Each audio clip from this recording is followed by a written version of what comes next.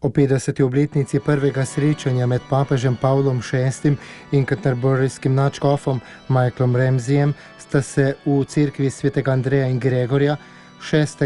oktobra srečala papež Frančišek in anglikanski primas Justin Welby. Poudarila sta, da je Bog dobri pastir, ki nas spodbuja k edinosti in oznanjevanju njegove ljubezni.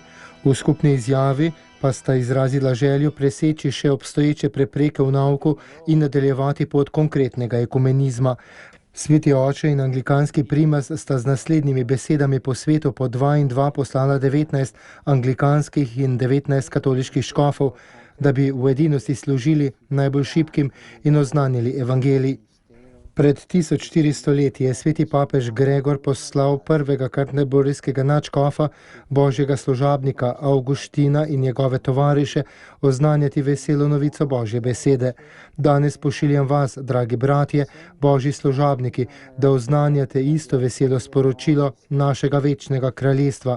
Anglikanski primas pa je dodal: naj bo ekumenski duh, v katerem oznanjate evangelij, znamenje preobrazbe za naše skupnosti. Po papeževih besedah Bog kot dobri pastir želi edinost svojega ljudstva, določenosti pa pride, ko pozabimo, da smo bratje med seboj. Vendar pa zaupajmo še naprej, kajti tudi v nas, kot v lončenih posodah, Bog želi razliti svojo milost. Prepričan sem, da lahko iz teme preidemo v luč, od oddaljenosti k edinosti, od pomanjkljivosti do polnosti. Je dejal sveti oče in vse zbrane povabil, naj bodo konkretni nosilci ekumenizma vedno v iskanju novih poti do edinosti.